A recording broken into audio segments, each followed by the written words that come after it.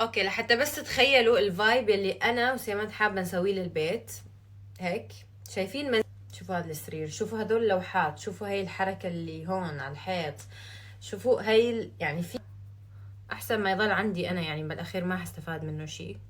فهم بيعرفوا وين، يعني عندهم اماكن. انا وين؟ انا بالبيت وصلت الحمد لله فاينلي. جايز طبعا فرحانة بالنتيجة اللي وصلنا لها والأشياء اللي جبناها اليوم.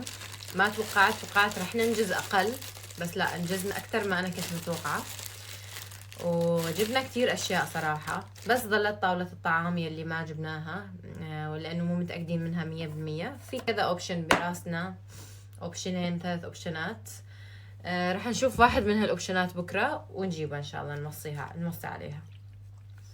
بس خلصنا الأشياء الكبيرة اليوم ممكن نقول.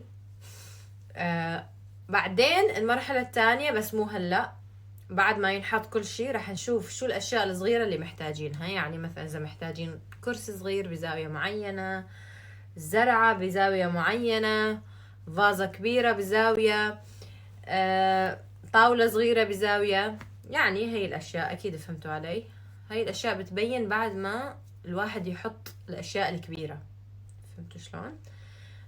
لأنه هلأ إذا بنجيب ونشتري ونسوي ممكن نص الأشياء نرميها على الفاضي، عرفتوا؟ لأنه مو شايفين المكان شلون رح يطلع.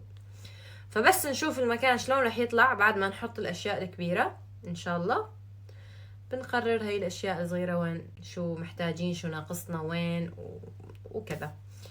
المهم جدا تعبت. اوكي راسي رح ينفجر حرفيا. انا اليوم من الصبح من اول ما فقت شفتوني. اوكي فقت اتجهزت وطلعت ولف لف لف لف ونروح ونرجع نفس المكان ونروح بعدين نلف ونرجع نفس المكان لحد ما بعرف انتهيت. هلا يعني يا دوب قلت اسوي معكم سكين كير سريع سريع جدا يعني، وبعدين خلص اروح انيم ميرا وانام، لاني ميرا لحد الان ما نايمه، بس ادم نايم. اوكي لحتى بس تتخيلوا الفايب اللي انا وسيمات حابه نسويه للبيت. هيك شايفين مزيج بين الاوف وايت والخشبي والاسود والبيج، يعني تدرجات البيج. حسيت هاي الالوان كتير حلوة تطلع. ممكن رح نكسر بالاسود، رح نعطي هيك ديفينيشن للبيت باللون الاسود. اوكي مو حابة احط لون صراحة. فاللي حنكسر فيه هو الخشبي والاسود. يعني ما رح نسوي بس بيت ممل يعني لون بيج اوف وايت وهيك ميت وابيض، لا لا لا، يعني حنضيف كمان الوان شوي فاقعة.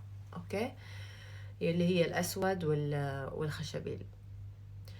فانا بس حبيت احط لكم هالصور لحتى تشوفوا تتخيلوا معي الفايب شلون رح يطلع البيت. يعني هذا الفايب اللي عم نمشي عليه. الحمد لله انه حبيتوا السوفا يلي اشتريناها، يلي هي لو اللي هي صايره واطيه. تخيلوا انه بعد ما اشتريتها تكونوا مثلا انتم ما حبيتوها، لانه احنا خلص اشتريناها دفعنا وصيناها، يعني رح تجي بعد اسبوع. فتخيلوا انتم ما حابيها بعد ما انا دفعت وخلصنا. والله كنتوا هيك دخلتوا بمخي ولعبتوا بالاعدادات وغيرتوا لي كل تفكيري. يمكن كنت كنسلتها. بس الحمد لله لا، انتوا يعني هاي اكتر صوفة حبيتوها من اللي انا فرجيتكم اياهم. اوكي حبيتوا اللي انا اشتريتها اللي هي صايرة واطية من دون، هي فيها ارجل بس ارجلها مش مبينة. جايز انا جاوبتكم انه اثاث بيتي ما راح اكبه، يعني اكيد السوفا اللي عندي اياها في اشياء كثير حلوة عنها، يعني عرفتوا. مثلا شوفوا هذا البيد، شوفوا هذا السرير، شوفوا هدول اللوحات، شوفوا هاي الحركة اللي هون على الحيط، شوفوا هاي يعني في اشياء مستحيل اكبها. وفي عندي مراية، في عندي يعني كتير اشياء حلوة ممكن نستخدمها للبيت الجديد. بس وين بحطهم؟ مثلا السوفا ممكن احطها بالصالة الثانية اللي هي مو الاساسية، الصالة اللي مو اساسية اللي الثانية. البيد اكيد راح احطه نفسه. يعني في كتير اشياء يعني راح استخدمها نفسها. بس في اشياء من بيتنا، من اثاث بيتنا بحسها صارت قديمة، صار لها يعني كتير مدة يعني معنا اكتر من 3 سنين. اولا شكلها قدم وشكلها خرب وموضة راحت يعني، عرفتوا؟ فالاشياء القديمة راح اعطيها لناس اكيد.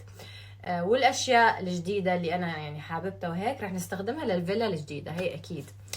بس نحن عم نشتري وهيك لانه يعني الفيلا مثل ما شفتوا عملاقة، فمحتاجة اثاث زائد اثاث اللي عنا.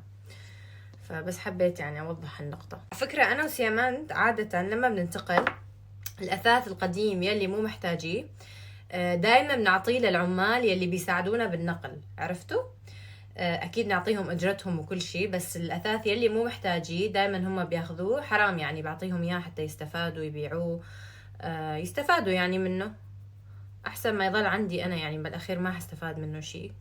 فهم بيعرفوا وين يعني عندهم اماكن يبيعوه فيه، فانا دايما بعطيه للعمال اللي بيجوا يساعدونا بالنقل. فهلا راح اعمل نفس الشيء لما راح ننقل، راح اخلي العمال ياخذوا الاشياء اللي انا مو محتاجتها ويستفادوا منها، يستفادوا يعني يبيعوها او ياخذوها لهم، ممكن لبيتهم، اي شيء ما بعرف، هم حرين.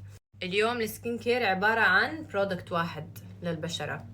راح نحط هذا من استي لاودر، هذا احلى مويسترايزنج كريم بالعالم. اوكي، ملمسه ما بعرف شلون اشرح لكم، يعني كتير كتير حلو. لما بحطه على بشرتي ما بحس انه هي عليها طبقة، لا خفيف يعني. هيك كتير بحب احطه بالليل، لانه انا بالليل ما بحب احط طبقات على وشي، بما انه انا رح انام، فما بحب انه يكون في طبقات، كأني بشرتي مسكرة يعني، مسكرة المسام. بحب احط شي خفيف لحتى تتنفس، يعني هذا الوقت الوحيد اللي البشرة بترتاح فيه. فانا بنصحكم بالليل ما تكتروا برودكتس، اوكي؟ ممكن بالنهار اوكي كتروا، سكروا المسام عادي بس بالنهار بالليل سوري، خلوا البشرة تتنفس. يعني غسول، تغسلوا البشرة يعني دبل كلينز تسووه، ويا دوب مرطب تحت العين ومرطب للوجه، ذاتس ات. هذا كل اللي راح تحتاجوه. اعملوا هيك وراح تدعوا لي.